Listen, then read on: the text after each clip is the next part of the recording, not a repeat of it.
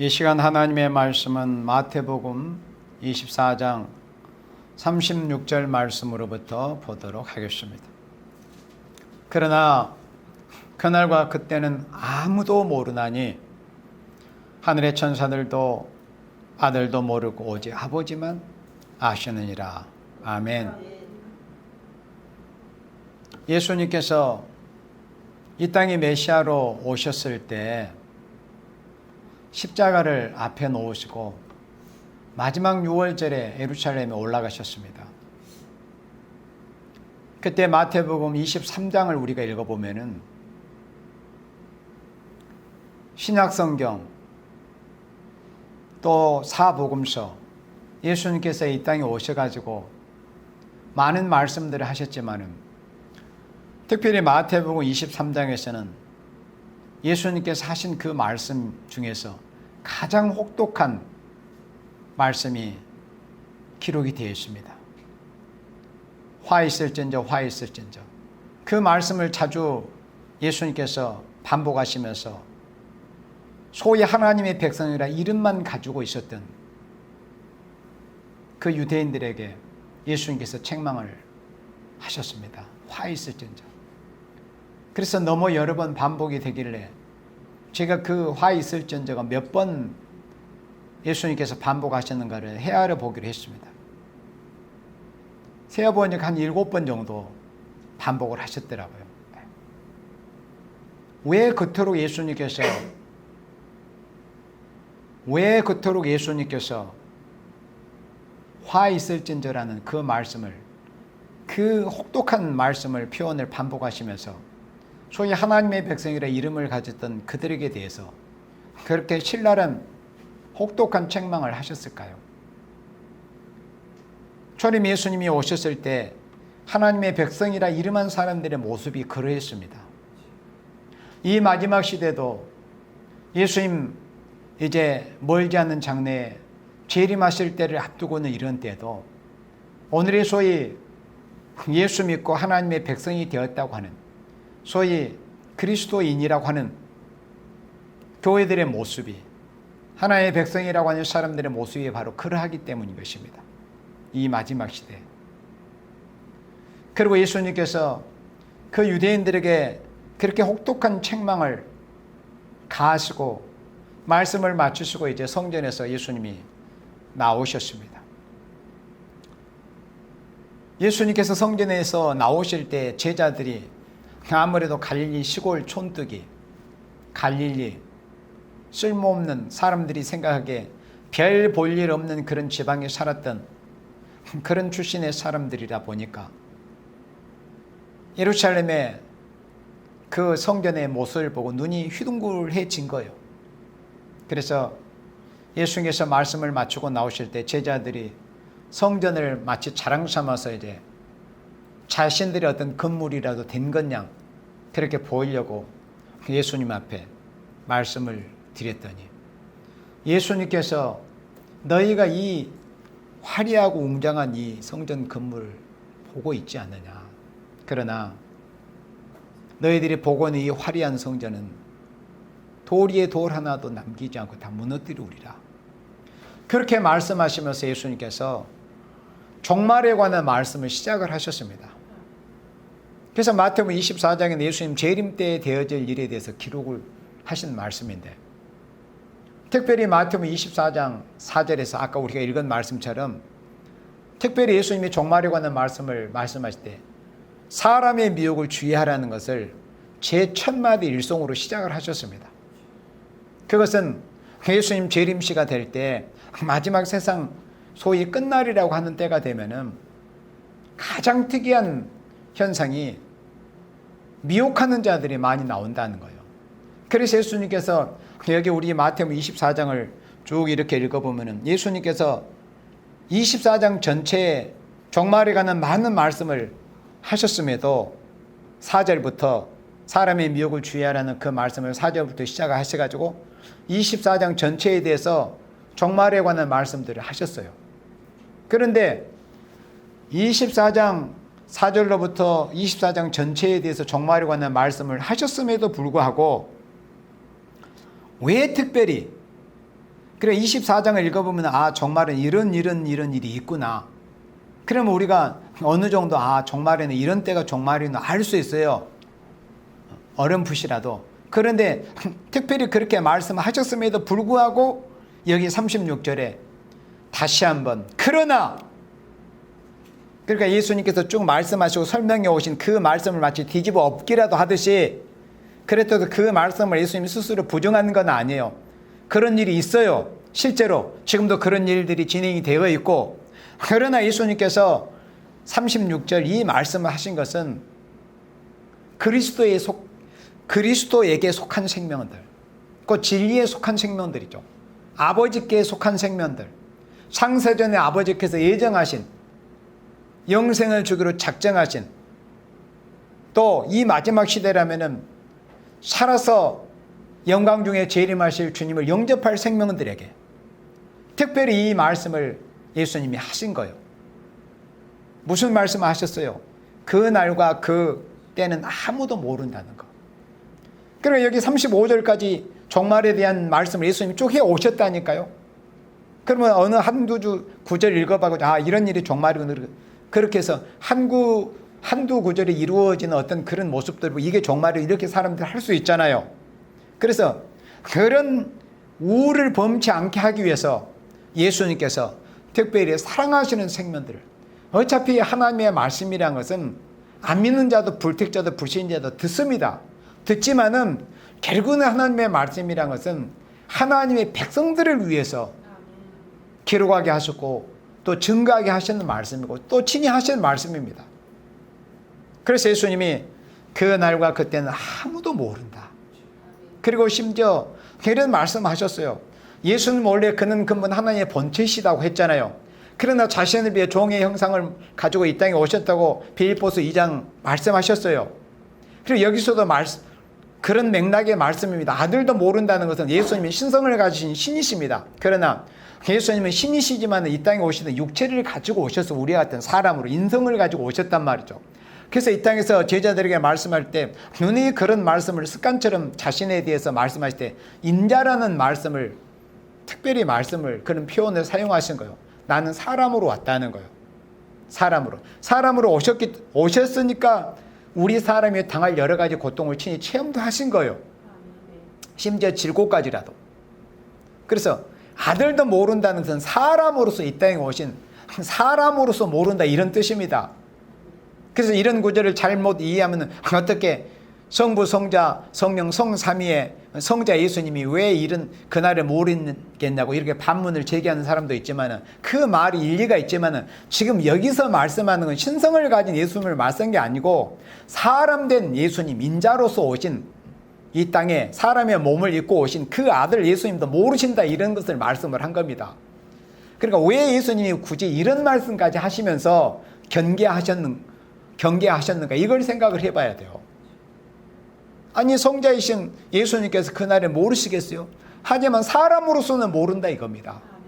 예수님도 사람으로서는 굳이 이런 표현을 왜 하셨겠느냐. 그러니까 그 날과 그 시는 아무도 알 수 없고 오직 아버지 성부 하나님은 아신다 이거예요. 그 날과 그때는 아무도 모른다. 그러니까 이 말씀 한 구절이면 있잖아요. 시한부 종말로는 마무리가 됩니다. 그래서 제가 오늘 이 말씀을 준비하면서 제목을 시한부 종말론이라는 말씀을 전하려고 제목을 한번 잡아봤어요. 시한부 종말론은 예수님의 말씀 한 구절이면 해결이 돼요. 시한부 종말론은 정리할 수 있다 이겁니다. 예수님께서 그 날과 그때는 아무도 모른다고 예수님이 하셨잖아요. 그러면 이 예수님의 말씀 우리가 순수하게 믿으면은 시한부 종말론을 주장하는 자들에게 대해서 그런 미혹을 능히 분별할 수 있고 능히 물리칠 수 있어요. 그들을 반박할 수 있습니다. 그런 미혹을 넉넉히 이겨낼 수가 있는 거예요. 그래서 제가 자주 시간이 되면 간간히 강조하는 말씀이지만은 왜 오늘의 수많은 사람들이 소위 하는 말로 사이비 집단에 빠지느냐. 예수님에 대해서 아주 기본적이고 근본적이고 기초적인 것을 몰라서 그러는 거예요. 시한부 종말론에 빠지지 않으려면 예수님께서 하신 이 말씀, 예수님이 그날과 그때는 아무도 모르는 이 말씀을 순수하게 아멘하면 절대 시한부 종말론에 빠지지 않습니다. 날짜 가지고 장난치는 이런 자들의 미혹에 끄떡하지 않습니다. 그리고 분별해 낼 수 있습니다. 모든 참과 거짓을 분별해내는 기준이 뭡니까? 하나님의 말씀이에요. 주님의 말씀, 예수님의 말씀이에요. 성경에 기록된 하나님의 말씀. 말씀만 순수하게 읽고 듣고 지키면은 어떤 미혹도 이길 수 있습니다. 예수님이 이렇게 말씀하셨어요. 그날과 그때 아무도 모른다. 아니 심지어 인자로 오신 사람이신 예수님도 모른다고 하신 그날과 그 시를 과연 감히 안다고 하는 도대체 너는 누구냐? 네가 인자로 오신 예수님보다 더 뛰어난 자냐? 그런 정도의 큰 죄가 성립이 되는 거예요. 소위 말해서 어떤 연홀일시를 말하고 주장하는 자들의 죄가 얼마나 크다는 것을 알아야 됩니다. 인자로 오신 예수님보다 지가 더 뛰어나다는 거예요. 결론적으로. 그렇지 않아요. 그렇게 무서운 죄임을 자신들은 알지를 못합니다. 예수님께서 마태복음 23장에 아까 말씀했던 것처럼 하나님의 백성이라 이름을 가졌던 유대인들에게 그렇게 가혹하리만큼 화했을전저 저주를 막 퍼부었어요. 예수님께서. 마태복음 23장을 읽어보세요. 가장 혹독한 말씀이 기록이 되었습니다. 그러면서 연이어서 하신 말씀이 바로 마태복음 24장이에요. 그러니까 이 마지막 시대 똑같습니다. 예수님께서 엄히 금하셨잖아요. 그날과 그때는 아무도 모른다. 그러면 모른다고 하셨는데도 인자신 예수님보다 자신들이 더 뛰어나고 어떤 더 뛰어난 지혜를 가졌다는 거 아닙니까? 그러면 어떻게 되는 거예요? 2000년이 대략 2000년이 지난 이 시점에서 마태복음 23장 예수님께서 그 가혹한 책망을 가하셨던 그런 2000년 전에 유태인들 같은 그런 대상이 돼버리고 만다 이겁니다. 오늘 이 시대에. 그럼 마태복음 23장에 예수님께서 혹독하게 책망하신 그 말씀이 오늘 이 시대에 그 날과 그때는 아무도 모른다고 하셨지만은 이 말씀을 덮어버리고 시대를 말하고 연홀일시를 말하는 자들은 바로 예수님께서 2000년 전에 유태인들에게 책망하신 그 말씀이 그들에게 적용이 되는 거예요. 그리고 여기 42절에 그러므로 깨어있으라. 자, 예수님께서 이렇게 말씀하셨어요. 그러니까 예수님께서 우리에게 말씀하시고자 하시는 그 의도가 뭐였겠어요? 그 날과 그 시, 그러니까 그 연호일시는 알려고 하지 말아라. 그러나 다만 우리에게 뭘 예수님께서 요구하시고 요청하신 겁니까? 깨어있으라는 거예요. 왜요? 어느 날에 너희 주가 임하는지 너희가 알지 못함이니라.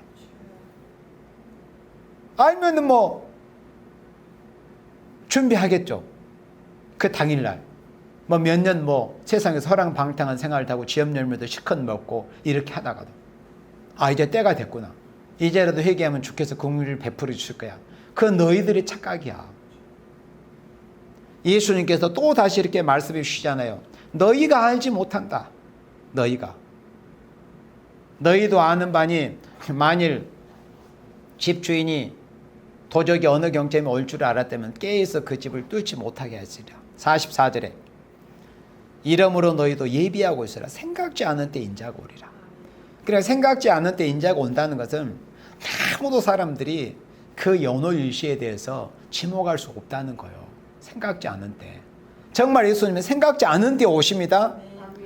그래서 예수님께서 어느 때 오실 것을 사람이 그 연호일시를 알 수가 없기 때문에 다만 가장 확실한 그 방법, 그 해답을 우리에게 가르칠 수 있는 거 그게 뭐예요? 늘 깨어있는 거예요. 예수님께서. 그럼 늘 깨어있는 사람은 예수님이 언제 오시든지 우리가 맞이할 수 있잖아요. 너희가 알지 못한다고 했으면 알지 못하는 거지. 예수님이 굳이 이렇게까지 여러 번 누누이 강조하시는데도 불구하고 자기가 안다? 그러면 도대체 그런 자는 어떤 자입니까? 어떤 자이겠어요? 사탄의 사자입니다. 사탄의 도구가 된 자들이에요. 다른 거 없습니다.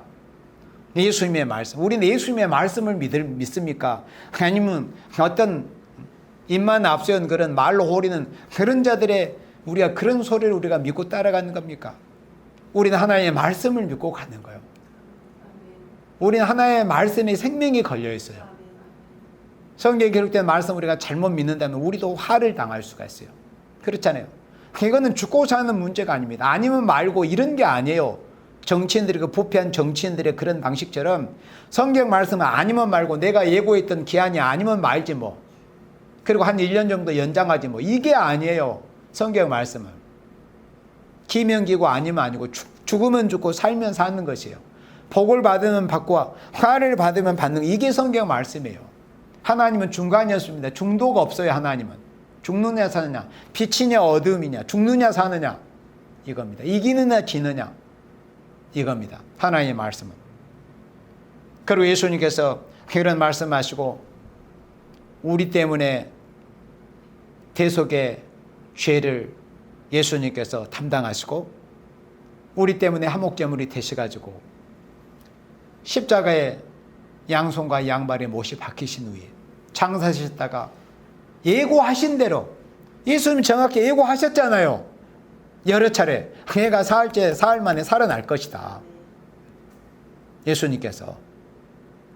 그래서 부활하셔가지고 이 땅에 40여일 동안 부활의 증거를 여러 사람들에게 보여주셨습니다. 그리고 부활 성천하실 때가 되었어요. 그때 성천을 앞두고 제자들에게 다시 한번 말씀하십니다. 사도행전 1장에서 이렇게 말씀해요. 사도행전 1장 7절에 때와 기한은 아버지께서 누구에게 누구의 고난을 주셨어요? 인생에게? 아니면 거짓 선지 날짜 주장하는 자들? 당신 하나님 아버지 자기의 고난을 주셨다고 이렇게 말씀했어요. 때와 기한은 아버지께서 자기의 고난에 두셨으니 그리고 뭐라고 말씀해요? 너희의 알 바 아니야. 왜 알 바가 아니라고 너 알려고 하죠? 왜 그럴까요? 사탄의 충동을 받아서 그러는 거지 왜 그래요? 예수님께서 알 바 아니라고 알 바 아니다. 그리고 이 말씀 하나님의 은혜를 입은 생명들이 이 말씀 한 구절에 딱 그렇구나. 때와 기한은 우리가 알 바 아니구나. 이건 알려고 해도 소용이 없는 것이구나. 이걸 뭐 알려고 한다는 것이 어리석은 이 발상 자체가 벌써 어리석은 발상이고 사탄의 충동으로 되어지는 일이구나. 결론이 나오잖아요. 너희가 알 바 아니다. 때와 기한은 아무도 모른다. 이렇게 예수님이 말씀하셨으니까. 그러면 우리는 아멘이 되는 거예요. 그런데 왜 이 말씀에 아멘이 안 되는 자들이 있을까요? 예수님께서 그래서 종말에 되어질 일에 대해서 말씀하실 때 첫 마디가 사람의 미혹을 주의하라고 그렇게 말씀을 하신 겁니다. 그럼에도 왜 시한부 종말론자들이 나오느냐? 그럼에도 해답이 어디에 있겠어요? 성경에 있죠. 마태복음 24장 11절에 거짓 선지자가 많이 일어나 많은 사람을 미혹하게 하겠습니다. 그래서 예수님이 예언하신 대로 예수님께서 말씀하신 그 예언이 이루어져야 합니까? 아니면은 그냥 안개가 거치듯이 없는 짓이 사라져버리고 마는 겁니까? 예수님의 말씀 한 획도 땅에 떨어지지 않습니다. 예수님께서 특별히 예수님 재림시에 종말이 될 일에 대해서 말씀하실 때 사람의 미혹을 이렇게 누누이 강조하신 그 이유가 이겁니다. 이런 자들이 나올 것이기 예수님은 모든 걸 아시잖아요. 성자 하나님께서는 모든 걸 다 아십니다. 전지전능하신 분이에요. 전지하신 분. 그러니 이런 미혹자들이 나올 걸 예수님이 알고 계셨기 때문에 이런 말씀을 누구를 대상으로 궁극적으로 하시고자 하시는 말씀이라고요? 당신에게 속한 생명들, 진리에 속한 생명들, 아버지께 창세전부터 속하기로 예정된 생명들을 위해서 이 말씀을 하시는 거예요. 그래서 예수님께서 이런 말씀을 이렇게 누누이 강조하신 겁니다. 거짓 선지자가 많이 일어날 거야. 거짓 선지자가 한 마리 두 마리만 일어나고 마는 게 아니에요. 거짓 선지자가 많이 일어나서 몇 사람 미혹하고 오늘날 신천지 30만 마루 이렇게 하지만은 그런 정도가 아닙니다. 거짓 선지자가 많이 일어나 많은 사람을 미혹하게 하겠으며 수십억도 미혹합니다. 왜요? 예수님이 이렇게 예언하셨잖아요. 예수님이 예고하신 말씀을 이루어진다니까요. 거짓 선지자가 많이 일어나 많은 사람을 미혹하게 하겠으며. 그래서 소위 시한부 종말론, 날짜를 말하는 자, 날짜를 주장하는 자는 100% 거짓 선지자입니다.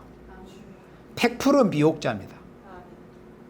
제가 우리 홈페이지에 그런 어떤 글에 대해서 2018년에 쓴 글과 또 엊그제 쓴 글을 여러분들이 다 보시기도 했지만은, 거짓 선지자들의 이력이 어렵지 않게 지나간 역사를 봐도 그냥 쉽게 알 수 있는 거예요. 그리고 그런 이 거짓 선지자들은 그런 패턴이 항상 그런 패턴을 보입니다. 그리고 앞으로도 다시 그런 일이 반복되는 것 뿐이지 뭐 달라질 게 없습니다. 올해 터니면 내년이에요. 내년 터니면 내후년입니다. 그런 짓거리들을 40년 넘도록 하는 집단도 제가 보고 알고 있어요. 그런 짓거리들을. 그래서 소위 시한부 종말론을 말하고 어떤 시한을 정해놓고 날짜를 정하고 어떤 연도를 정해놓고, 그래서 연월일시입니다. 연월일시, 예수님 재림하시는 날. 그리고 무슨 환란이 언제 시작이 된다는 것은 한 일회와 연결이 되면 예수님이 재림하시는 때 그 날까지 연결이 되고 마는 거예요. 그래서 그게 위험한 거예요. 그래서 우리 인간은 그 연도 알 수가 없어요. 연월일시입니다. 연도 모르고 올도 모르고 일도 모르고 시도 몰라요. 때와 기한은 오직 아버지의 절대 주권이에요. 감히 피조물에 불과한 것이 아버지 성부 하나님, 조물주 하나님의 절대 주권에 그걸 올권을 하려고 그래요. 얼마나 그게 큰 죄입니까? 그것이 얼마나 큰 죄라는 것은 말씀에서 우리가 생각을 해봐야 돼요. 그건 아버지의 절대 주권이에요. 하나님의 절대 주권. 하나님의 절대 주권을 감히 넘보려고 해? 마귀가 충동하면은 그런 죄를 넉넉히 범할 수가 있습니다. 마귀의 미혹에 감염이 되면 그렇게 되는 거예요. 멀쩡했던 사람도. 날짜를 말하는 자는 모두 거짓 선지임을 분명히 알아야 됩니다. 자, 그러면 왜 예수님께서 이런 말씀을 하셨는데도 시한부 종말론자들이 나오느냐? 우리 디모데후서 4장 말씀을 보도록 합니다. 우리 디모데후서 4장입니다. 4장 1절부터 봅니다. 하나님 아까 산자와 죽은 자를 심판하실 그리스도. 심판자가 누구예요? 예수님이시죠. 그리스도 예수 앞에서 그의 나타나실 것, 예수님 재림하실 것과 그의 나라를 두고 이 땅에서부터 1000년 동안 이루어지기 시작했지 영원한 무궁세에까지 영속이 될 그리스도의 나라를 두고 엄히 명하노니. 바울은 그리스도의 사도된 자의 그 사도적인 영적 권위를 가지고 자신의 영적 아들이며 또 하나님의 집에 사안으로 충성하고 있는 아들 디모데에게 이렇게 엄히 명합니다. 이것은 네가 해도 되고 안 해도 되고 네가 힘을 쓰고 이런 장려하는 정도의 차원의 말씀이 아니에요. 엄히 명한다고 말씀했습니다. 엄히 명하는 것을 듣지 않으면 세상 법 같으면 목이 달아나는 거예요. 그러면 하나님의 어떤 세계에서 영적에서 당장에 목이 안 달아나는 것이 멀쩡할 것 같아요. 더 무서운 심판이 기다리고 있어요. 이걸 명심들 해야 돼요. 특히 주의 종들이라고 하는 사람들, 또 하나의 백성들은 뭘 명히 명하고 있습니까? 2절에 너는 말씀을 전파하라. 때를 어떤지 못 어떤지 항상 힘쓰라 그랬어요. 이겁니다. 바로 예수님 재림하실 날이 뭐 4년이 됐든 5년이 됐든 그거는 우리 알 바 아니고 때를 어떤지 못 어떤지 그 해가 예수님 재림하실 때 4년 후에 오실지 5년 후에 오실지 6년 후에 오실지 7년 후에 오실지 우리는 알 수 없지만 다만 우리 하나님의 종들이 또 교회가 하나님의 힘써야 될 게 뭐예요? 항상 힘쓰는 거예요. 뭘 힘써요? 복음 전거에 힘을 쓰라는 거예요. 범사에 오래 참음, 그리고 가르침으로 경책하며 경계하며 권하라. 가르치는 목적이 뭐예요? 어떤 방식으로 가르치라는 것을 말씀이냐? 경책하고 경계하며 권하라. 이 세 말씀이 사실 다 같은 말씀인데 이걸 굳이 3번씩이나 반복을 했어요. 경책하며 경계하며 권하라고. 가르치는 목적이 그거예요. 경계하기 위해서, 또 경책하기 위해서, 권하고자 하는 그런 마음으로 가르치라는 거예요. 이것이 엄한 명령이었습니다. 왜 이렇게 엄히 명하고 경책, 경계, 고남을 이 3번씩이나 반복해 가면서 엄히 이렇게 명하셨을까요? 바로 3절과 같은 부패가 있을 것이기 때문에 그런 겁니다. 디모데후서 4장 3절에 때가 이르리니 사람이 바른 교훈을 받지 아니하며 귀가 가려워서 귀가 근질근질한다는 거예요. 왜? 자기의 사욕을 좇을 스승을 많이 두고. 여기서 벌써 다 결론이 드러났습니다. 왜 사람이라고 하는 자들, 소위 교계나 어떤 뭐 종교계나 영계세계에 있다고 하는 자들이 시한부 종말론을 말하고 또 그것에 열광하고 환호하고 따라가는 그런 무리들이 있는가? 그런 무리들이 사욕입니다. 사욕. 욕심이에요. 결국 그 영적인 속을 들여다보면은 성경이 우리에게 가르쳐주고 계시잖아요. 욕심 때문에 그러는 거예요. 다 자신들은 부인할 겁니다. 성경 말씀을 비껴갈 자가 어디 있어요? 자기 사욕 때문에, 자기 욕심 때문에, 자기 욕심 채우려고 그러는 거예요. 시한부 종말론을 말하고 또 누가 시한부 종말론 말하면 거기 우르르 따라가. 그러면 어때요? 레밍처럼 되는 거예요. 결국 다 함께 몰살하는 겁니다. 자기 사욕을 좇을 스승을 또 많이 둬요. 한 스승으로도 족하지 않다는 거지. 만족하지 못하는 거야. 그러니까 거짓 선지자 한 마리로도 만족하지 못하는 거야. 왜? 한 마리로는 자기의 그 욕심을 다 채우지를 못하는 거예요. 아시겠어요? 자기의 사역을 좇을 스승을 많이 둔다고 그랬습니다. 그러니까 거짓말도 여러 종류가 들려와야 자기의 뭔가 그 영적인 그 욕심이 채워지는 거예요. 정욕이 채워지는 거예요. 그리고 그 귀를 진리에서 돌이켜 허탄한 이야기를 조추리라. 허탄한 이야기. 시한부 종말론이 뭐예요? 허탄한 이야기일 뿐이에요. 마귀가 지어낸, 조잡하게 지어낸 그런 허탄한 이야기일 뿐이다. 이 소위 말해서 뭐 예나 지금이나 종말론 또는 뭐 말세복을 운운하는 이런 자들의 특성을 제가 가만히 한번 생각을 해볼 때가 있었어요. 그래서 제가 나름대로 한 3가지를 정리해 봤네요. 첫째, 영웅심입니다. 영웅심. 뭔가 다른 사람들이 알지 못하는 어떤 그런 것을 내가 알게 됐다고, 그리고 내가 뭐 하나님 앞에 뭔가 어떤 특별한 어떤 호를, 어떤 권세를, 위임을 받았다는, 또 어떤 내가 사명자, 특별한 사명자라는 이런 영웅심이에요. 영웅심.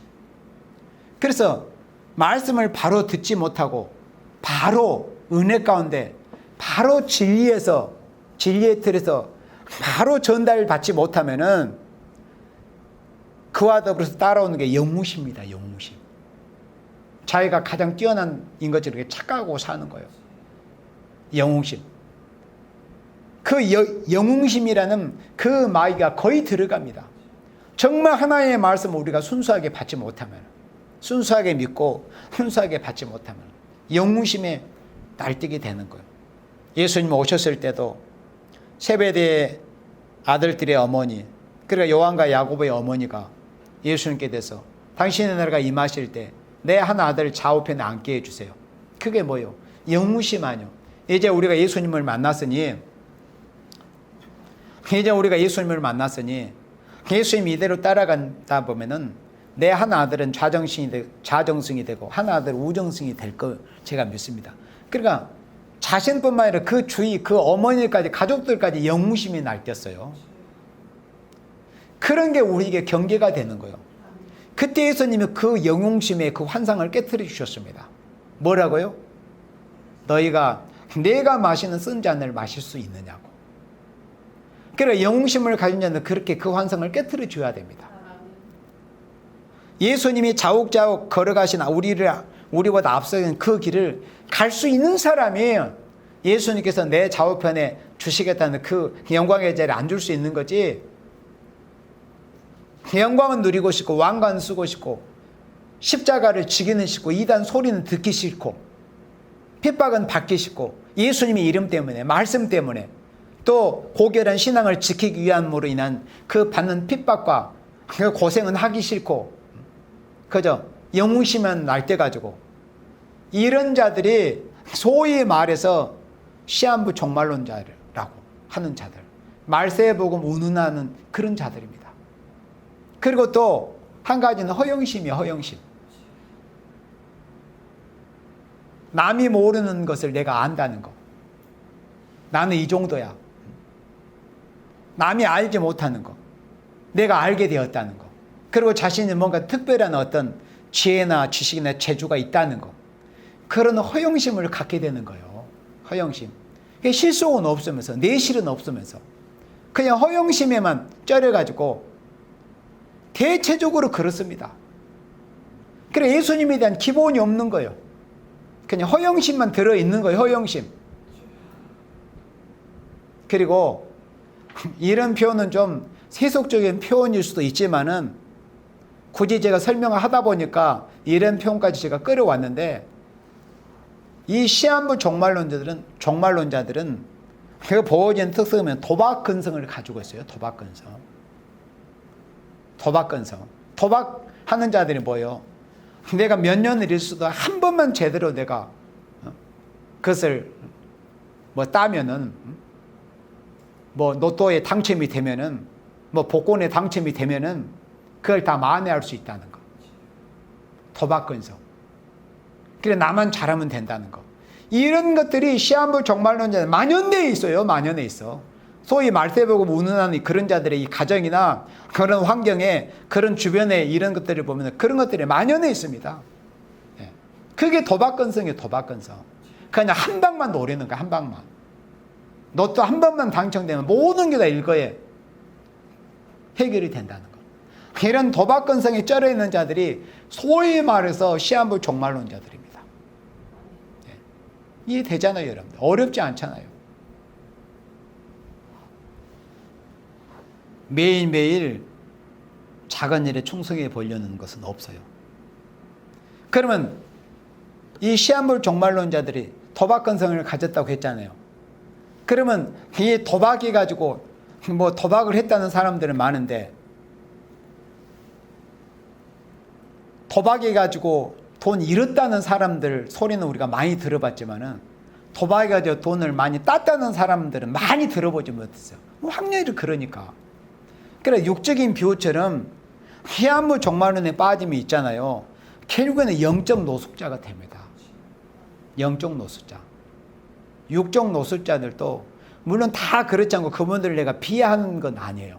어쩔 수 없이 그렇게 불가피하게 된 사람들 덜어 있기도 하겠죠. 그러나 대체적으로 그런 삶, 그런 생각이 젖어가지고 살았던 사람들이 하루하루 성실하게 작은 것에 충성하면서 충실하면서 그렇게 살아보려고 했던 사람들은 그렇게 결국에는 빠지는 것이 경우가 적습니다. 아주 극히. 그냥 뭔가 한 방이나 하루하루 성실하게 작은 일에 작은 것에 충성해버리고 성실하게 살았던 사람들은 결국 거기까지 가기 어려워요. 가고 싶어도. 그래서 이 시한부 종말론에 빠진 자들은 결국 그 끝이 뭐냐면은 영적인 노숙자로 전락하게 됩니다. 그리고 자신뿐만 아니라 자신을 추종했던 여러 사람들까지 피폐하게 만들고, 결국에는 가정이면 가정, 뭐 교회면 교회, 어떤 집단이면 집단 다 황폐하게 만들고 처참하게 만들어요. 뭐 지난주에도 어떤 뭐 사이비 집단 교주가 뭐 사기 무슨 횡령행위로 피소당했다고 우리가 보았잖아요.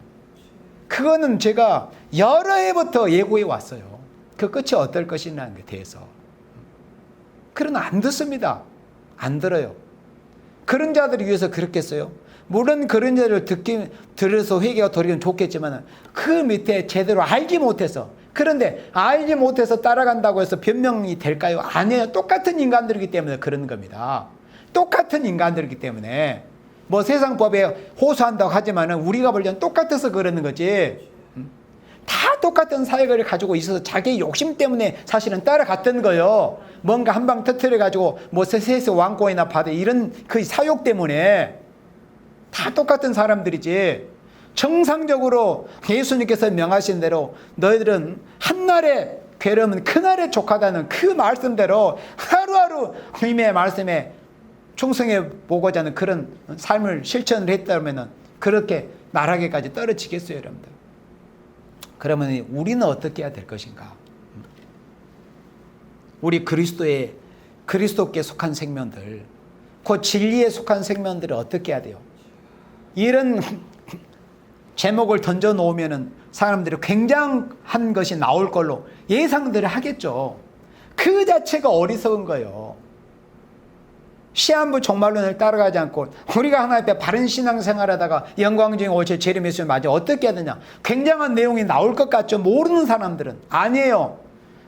가장 쉽고 모두가 다 알았던 말씀이에요. 그리고 사람들이 교만한 사람들이 생각 별것 아닌 말씀이죠. 어떤 말씀이에요? 우리 마태복음 24장 45절 봅니다.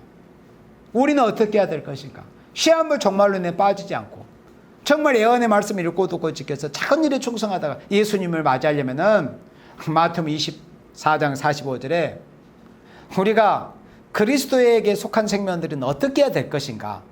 시한부 종말론을 경계하고 바르고 건전한 신앙생활을 하다가 그러니까 말세복음을 해서 다 그렇게 사람들이 생각할 때 인식이 나쁘고 이런 게 아니라는 것을 보여야 돼요. 그러면 우리는 어떻게 해야 돼요? 충성되고 지혜 있는 종이 되어 주인에게 그 집 사람들을 맡아 때를 따라 양식을 나눠줄 자가 누구냐? 때를 따라서 양식을 순수하게 바로 나눠주면 되는 거예요. 무슨 때가 어떻고 뭐 연도가 어떻고 뭐 날짜를 계산하니, 아니 우리는 날짜 계산할 줄 몰라서 그럽니까? 우리가 어떤 숫자 계산을 못해요? 그렇게 인간들이 어리석어요. 숫자 계산할 줄 못해서 우리는 숫자 계산 안 하는 줄 알아요. 지난번에 제가 글에 써놓은 걸 여러분들 보셨겠지만 그들이 그런 어떤 연도를 지목하면 그것은 100% 불발하고 그 다음에 뭘 가지고 또 말할 것인가에 대해서까지라도 다 예상하고 있어요. 거의가 몰라서 계산할 줄 몰라서 그런 게 아니라 그게 얼마나 어리석은 짓거리라는 것을 알아야 되는 거예요. 그러면 우리는 어떻게 해야 돼요? 때를 따라서 양식을 나눠줘야 돼요. 때를 따라서 양식을 나눠줘야 돼요. 바로 이런 말씀이 때를 따라서 나눠주는 양식이에요. 왜? 거짓 선지자들이 어떻게 우리가 미혹을 분별해야 될 것인가? 거짓 선지자에 대해서. 이것도 때에 따른 양식 아닙니까? 주인이 올 때 그 종이 이렇게 하는 것을 보면 그 종이 복이 있으라. 우리는 복된 종의 삶을 살아야죠. 때에 따른 양식이 뭐예요? 계시록과 선지서를 통해서 이 지금 마지막 때가 어떻다는 것을 성경 말씀을 통해서 보여주고 계시잖아요. 청황색 말이 지금 어떻게 활동을 하고 있으며 검은 말이 활동이 어떻게 보여주고 있으며 흰 말과 붉은 말이 어떻게 활동하고 있는 모습이 보여주고 있잖아요.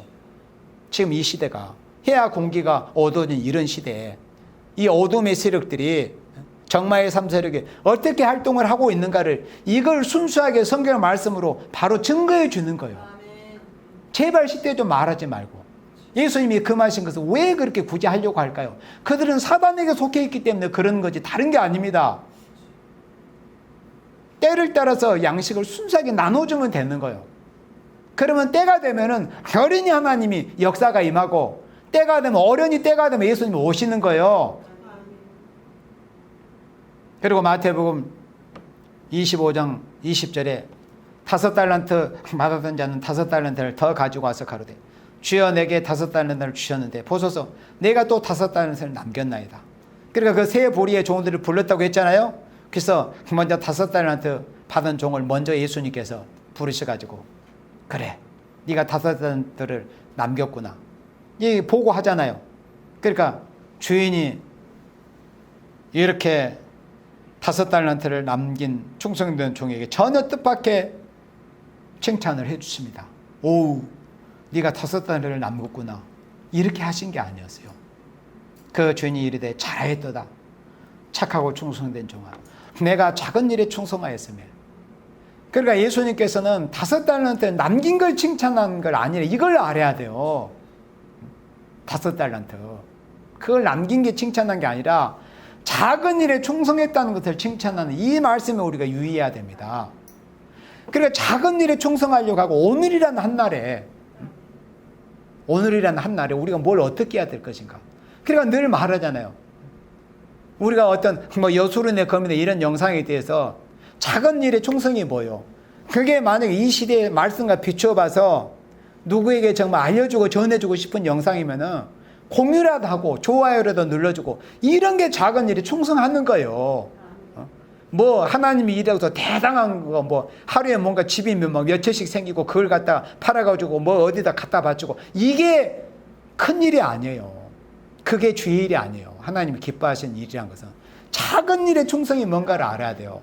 작은 일의 충성은 해보려고 하지 않고 뭔가 한 방이나 노리고 도박근성, 로또 한 방이나 터트리면 된다는 거.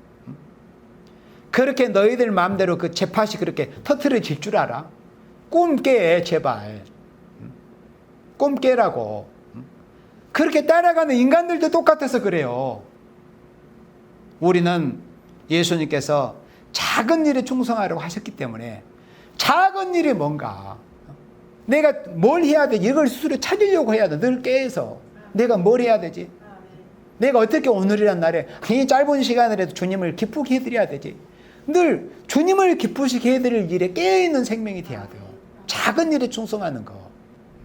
그리고 이 시대에 하나님께서 어떻게 역사의 수리바퀴를 돌려가고 계시는가를 말씀을 통해서 계시록의 선지 예언의 말씀을 통해서 바로 알고 겸손한 게 앞서서 주의 말씀을 듣고자 하나이다. 이런 겸손한 심정을 가지고 듣기도 하고 또 전하려고 애를 쓰고 작은 일에 충성하는 이런 모습들이 돼야만이 주님 재림하실 때 주님께 칭찬을 받을 수 있는 생명이 돼야 됩니다. 그리고 시한부 종말론자들의 수법이 뭔 줄 알아요? 다 알잖아요, 여러분들. 여러분들도 겪어본 생명도 있기 때문에 시한부 종말론자들의 특성이 뭐냐면 공포심 유발이에요. 뭐 올해 연말에 뭐 북방으로 또 환란이 온다. 환란이 오지 성경 말씀대로 에레미야 1장에 예수님 여호와 하나님께서 에레미야 네가 무엇을 보느냐? 끓는 가마를 보느냐. 그 말씀이 이루어져요. 언제 이루어져도 우리가 그걸 부인한 건 아니요. 우리도 북방을 흘린다고 전하잖아요. 수십 년 전에 왔어요. 그러나 그 연올 일시는 알 수 없다. 제발 좀. 다만 우리가 예를 들어서 그들이 예언한 대로 뭐 2019년에 북방환란이 온다고 쳐요. 이 가정에서 안 왔지만은 그러면은 오면 뭐해요? 준비가 안 됐는데 죄와 상관이 없는 사람이 되지 못하고 오면 뭐하나 이거예요. 그래서 해안물 종말론들의 수법이 뭐냐면 공포심 유발하는 거예요.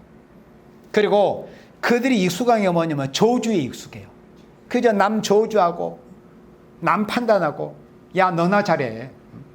저주하게 익숙하고 심판, 저주 심판만 익숙해서 공포심만 그냥 유발하고. 그러나 우리 고린도전서 11장 26절에 함께 봅니다. 고린도전서 11장 26절 너희가 이 떡을 먹으며 이 잔을 마실 때마다 바울 사도가 성찬에 대해서 말씀을 전해줄 때 이렇게 말씀했어요. 너희가 이 떡을 먹고 이 잔을 마실 때마다, 그러니까 성찬을 할 때마다 주의 죽으심을 언제까지 전하는 거예요? 오실 때까지 전하는 거예요. 말세복음이라는 것은 뭐냐면은 요한계시록 12장 11절 말씀대로 피와 말씀 증거에는 생명을 아끼지 않고 피와 말씀 증거 때문에 그들은 생명을 바쳤다 그랬잖아요. 그러니까 말세복음 아무리 말세도 예수님의 보혈, 십자가, 예수님의 그 십자가의 희생, 십자가의 그 보혈이 빠져버리면 아무것도 아니에요. 모래 위에 집은 집에 불과해요. 사상 누각에 불과하다 이거예요. 예수님 오실 때까지 뭘 전해요? 주의 죽으심을 전하는 거예요. 주의 죽으심. 주의 죽으심을 오실 때까지 전하는 것이니라. 그래서 우리가 성찬을 할 때마다 더 우리가 주님의 그 은혜를 생각하지만은 우리가 우리 성찬식이 아닌 그런 때라도 늘 우리는 이런 것을 생각을 해야 돼요. 예수님이 나 때문에 죽어주셨구나. 예수님이 택하신 생명들을 위해서 그렇게 희생의 제물이 되어주셨구나. 누구 때문에? 나 때문에. 나 같은 이 죄인 중에 예수 때문에. 주의 죽으심을 예수님 다시 오실 때까지 전하는 거예요. 예수님의 보혈은, 십자가는 그 십자가를 져야 될 것은, 십자가의 고난은 다 빼버리고 그저 영웅심에만 날뛰게 하는 거. 이런 자들이 소위 시한부 종말론자들입니다. 영웅심에만 날뛰게 하는 거. 그러나 누구라도 예수님을 영광 중에 재림할 생명이 있잖아요. 예수님이 앞서가신 그 길을 고스란히 그대로 따라서 자기가 가야 될, 또 자기가 걸어야 될 그런 십자가의 분량을 자기 안에 다 채워야만이, 그런 고난의 분량을, 시련의 분량을 다 채워야만이 다시 오실, 신랑으로 오실 예수님을 영접할 수 있는 거예요. 그 십자가의 고난의 분량을 다 채워야만이. 그걸 하기 싫기 때문에 다 도박금성만 들어있는 거예요. 그러니까 그걸 주님이 걷게 하신 그 십자가의 고난의 길은 걷기 싫으니까 자꾸 날짜를 앞세우는 거예요.